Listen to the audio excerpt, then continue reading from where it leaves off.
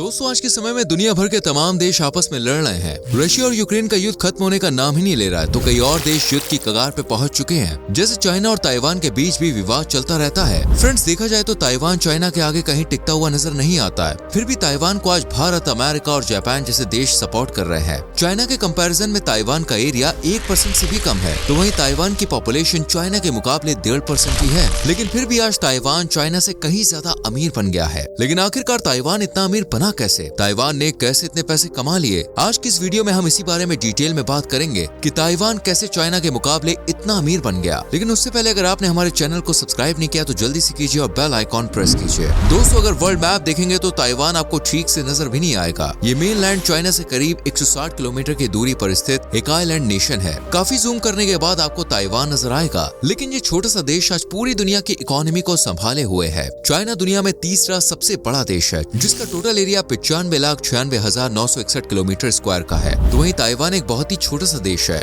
जिसका कुल क्षेत्रफल 36,193 वर्ग किलोमीटर है। बात करें जनसंख्या की तो चाइना की टोटल पॉपुलेशन 142 करोड़ के आसपास है। वहीं ताइवान की कुल जनसंख्या करीब 2,39,23,276 ही है। दोस्तों, चाइना के लोगों के लाइफ स्टाइल और रहन सहन के बारे में बात करें तो काफी सारी वीडियोस आपने देखी होंगी। यहाँ के लोग कैसे घरों में रहते हैं, कैसे डेंस अपार्टमेंट्स में लोग गुजारा कर रहे हैं और लोगों का खान पान कैसा गंदा है। वहीं ताइवान इस मामले में काफी अलग है। यहाँ के लोग एक खुशहाल जिंदगी व्यतीत करते हैं। इसका अंदाजा आप ह्यूमन डेवलपमेंट इंडेक्स से लगा सकते हैं। ताइवान का HDI स्कोर 0.93 है और इस लिहाज से यूरोप के बेस्ट देशों को ये टक्कर देता है। ताइवान के लोग आज चाइना से कई गुना ज्यादा कमा रहे हैं। ताइवान के लोग का लाइफस्टाइल भी चाइना के लोगों से काफी बेहतर है। एक और चाइना से दुनिया के तमाम देश नफरत कर रहे हैं, तो वहीं ताइवान के साथ हर कोई दोस्ती का हाथ आगे बढ़ा रहा है। आज अगर ताइवान ना हो तो पूरी दुनिया की इकोनॉमी ठप पड़ जाएगी। मोबाइल फोन्स, कंप्यूटर्स, लैपटॉप्स और मोटर व्हीकल से जुड़ी तमाम इंडस्ट्रीज पूरी तरह से बंद हो जाएगी। भले ही चाइना दुनिया में लार्जेस्ट प्रोड्यूसिंग कंट्री है, लेकिन ताइवान आज हर मामले में चाइना से बेहतर परफॉर्म कर रहा है। दोस्तों, अब करते हैं सबसे जरूरी बात GDP और पर कैपिटा इनकम की। चाइना की GDP वर्ल्ड की सेकंड लार्जेस्ट GDP है। साल 2023 में चाइना की GDP करीब 17,786 बिलियन US के आसपास है, तो वहीं ताइवान की GDP करीब 790.7 बिलियन US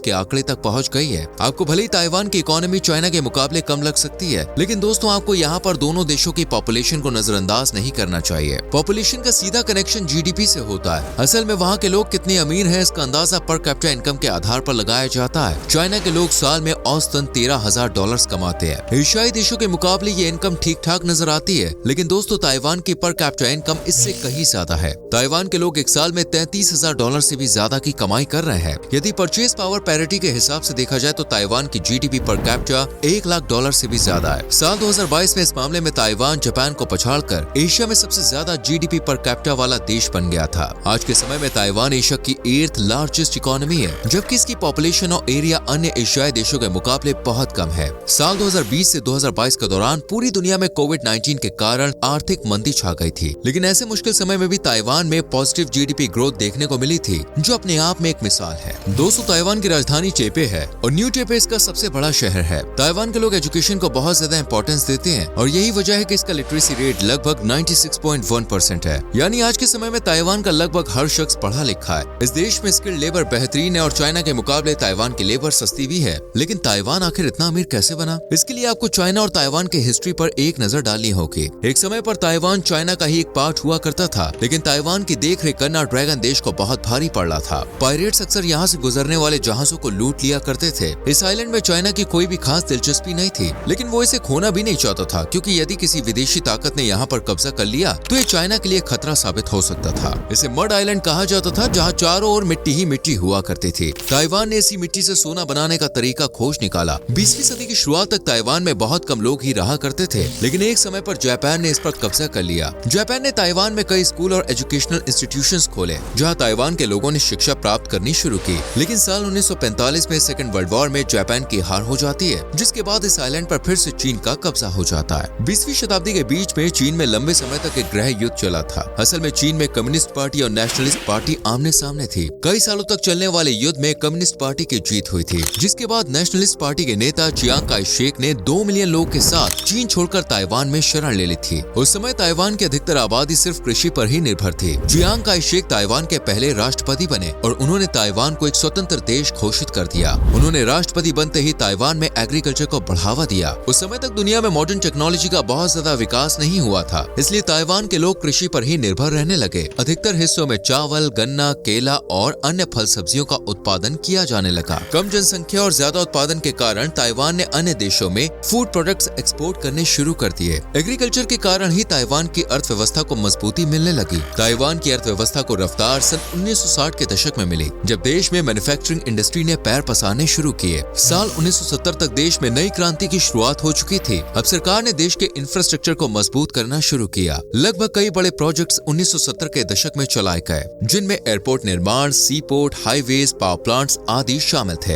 ये वो दौर था जब चीन भी मैन्युफैक्चरिंग इंडस्ट्री को मजबूत करने में लगा हुआ था, लेकिन ताइवान की लेबर चीन के मुकाबले काफी सस्ती थी, इसलिए बहुत सी कंपनियों ने ताइवान में निवेश करना शुरू कर दिया और इसका भरपूर लाभ ताइवान को मिला। ताइवान ने दोस्तों विदेशी निवेश को भी बढ़ावा दिया। इसके लिए ताइवान ने ट्रेड रिस्ट्रिक्शंस को कम कर दिया, सिंगल एक्सचेंज रेट लागू कर दिया गया। चाइना के मुकाबले ताइवान में टैक्स रेट बहुत कम था। इसका नतीजा ये रहा कि सन 1963 से 1980 के बीच ताइवान की अर्थव्यवस्था 10% सालाना तेजी से बढ़ी। अब ताइवान के लोग अमीर होने लगे थे। 200 साल 1980 के दशक की शुरुआत में अचानक दुनिया के बड़े बड़े देशों में मंदी आ जाती है। इस समय दुनिया में कोल्ड वॉर चल रहा होता है। मंदी को कम करने और नुकसान की भरपाई के लिए अमेरिका, जापान, फ्रांस, जर्मनी और यूके मिलकर एक प्लाजा अकॉर्ड साइन करते हैं। अब तक ताइवान का नाम दुनिया के बड़े प्रोड्यूसर्स में गिना जाने लगा था। इस देश की तरक्की दुनिया को हैरान कर रही थी। खुद चाइना भी ताइवान की तरक्की का मुकाबला नहीं कर पा रहा था। प्लाजा अकॉर्ड में ट्रेड डेफिसिट को कम करने के बारे में बात की जाती है और अमेरिका ये तय करता है कि वो अपनी करेंसी को डिवैल्यूएट करेगा। इससे ग्लोबल ट्रेड में तेजी आएगी और इकोनॉमी बूस्ट होगी। कुछ ही समय में इससे फायदा होने लगता है। साल 1987 में अमेरिका के दबाव के कारण ताइवान को भी अकॉर्ड पर साइन करने पड़े। इससे ताइवान को काफी लाभ हुआ, जिसकी उम्मीद उसने कभी भी नहीं की थी। कुछ ही टाइम में न्यू ताइवान डॉलर्स की वैल्यू में 50% का इजाफा हो गया। यहाँ के प्रॉपर्टी रेट्स 4 गुना तक बढ़ गए और देश की जीडीपी और भी ज्यादा तेजी से ग्रो करने लगी थी। मानो ताइवान अब 6th गियर में ड्राइव कर रहा हो। 1990 के बाद ताइवान ने हाथ आजमाए और अच्छी बात ये रही कि सेक्टर ने भी देश में खूब तरक्की की। आज ताइवान की अर्थव्यवस्था में सबसे कम योगदान एग्रीकल्चर का रह गया है। वही मैन्युफैक्चरिंग इंडस्ट्री और सर्विस सेक्टर देश की अर्थव्यवस्था का प्रमुख हिस्सा है। साथ ही देश में टूरिज्म सेक्टर को मजबूत किया जा रहा है। विदेशी पर्यटकों के बीच ताइवान की लोकप्रियता लगातार बढ़ रही है। जब चाइना ने देखा कि ताइवान किस मुकाम पे पहुंच गया है, तो उसने भी अपनी नीतियों में बदलाव किए। इन्वेस्टर्स और विदेशी कंपनियों को सस्ते दामों में लैंड प्रोवाइड करानी शुरू की।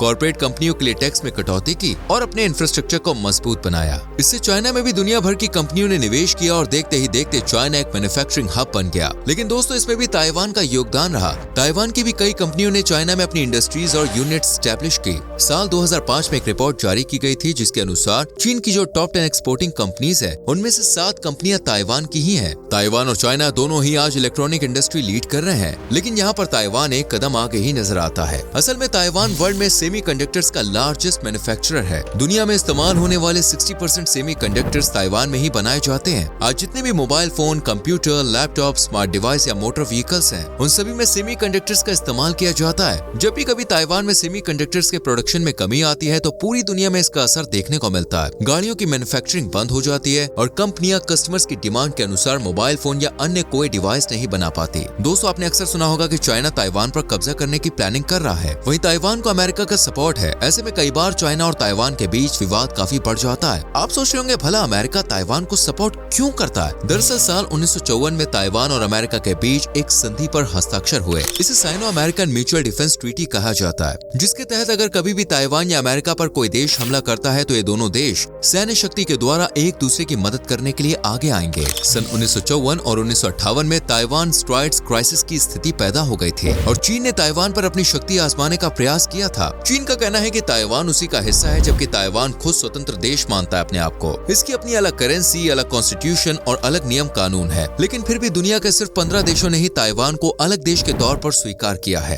अमेरिका, रशिया, भारत या जापान भी ताइवान को अलग देश नहीं मानते हैं। अगर फ्यूचर में इन देशों ने या फिर यूनाइटेड नेशंस ने ताइवान को अलग देश के तौर पर मान्यता दे दी, तो ये चाइना के मुंह पर एक करारे तमाचे की तरह होगा और ऐसे में दोनों देशों के बीच युद्ध की स्थिति उत्पन्न हो सकती है। अमेरिका लगातार ताइवान को सैन्य उपकरण मुहैया कराता रहता है और अमेरिका का कहना है कि वो ताइवान की आजादी के लिए किसी भी हद तक जाने के लिए तैयार है। लेकिन अगर ताइवान और चाइना के बीच युद्ध हुआ तो इसका असर पूरे वर्ल्ड की इलेक्ट्रॉनिक इंडस्ट्री पर देखने को मिलेगा। ऐसे में दोस्तों युद्ध ना होना ही दोनों देशों और दुनिया के लिए बेहतर है। तो दोस्तों उम्मीद करते हैं कि आपको ये वीडियो पसंद आई होगी और आप समझ गए होंगे कि आखिर ताइवान क्यों चाइना से इतना अमीर है। आपको क्या लगता है आने वाले समय में क्या चाइना ताइवान पर हमला कर पाएगा, और अगर ऐसा होता है तो क्या अमेरिका ताइवान को बचाने के लिए आगे आएगा? इस बारे में अपने विचार हमारे संग जरूर शेयर कीजिए। वीडियो को लाइक और शेयर करें और चैनल को सब्सक्राइब करके बेल आइकन प्रेस करें जिससे आने वाली वीडियोस आपसे मिस ना हो। मिलते हैं आपसे अगली वीडियो में। Till then bye bye, take care.